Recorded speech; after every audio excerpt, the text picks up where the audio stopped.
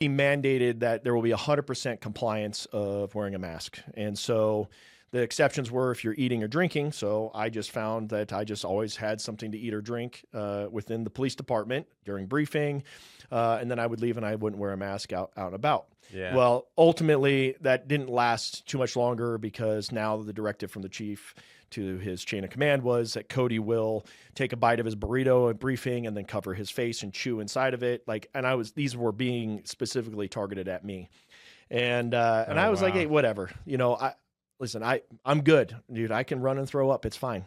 This is good. I know I'm going to sustain this because this is a principle thing as much as a health thing as well. Like I'm not going to put myself at risk of, PTSD triggers or anything else to wear something. And then morally, I'm not going to do it either. So, so anyways, I ultimately ended up getting put on what I'll call house arrest, internal.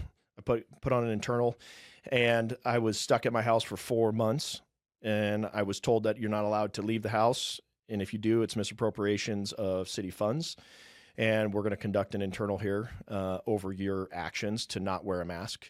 And this happened in Idaho. This is happening. That's crazy. And what happened was, it was literally right before Christmas. So I don't even remember the year. It must have been the end of 22. Yeah, it must have been the end of 22, rolling into 23. And so, got to tell my wife, all those hours that she labored through me being, getting off graveyard, getting called out to a SWAT call out, exhausted, roll right to it, or I'm rolling out of graveyard straight to court and then back to my shift after 2 hours of sleep. Just she's holding the house together. She's going through all the same stress, but differently.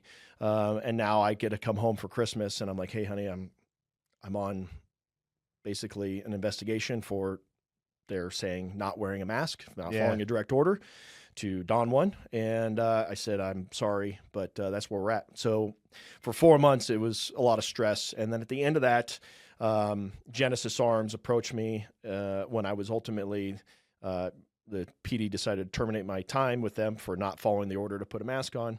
And Genesis said, I came right to them. I said, hey guys, this is what happened. They ultimately have terminated me as of tomorrow. And they said, good, you can start full time.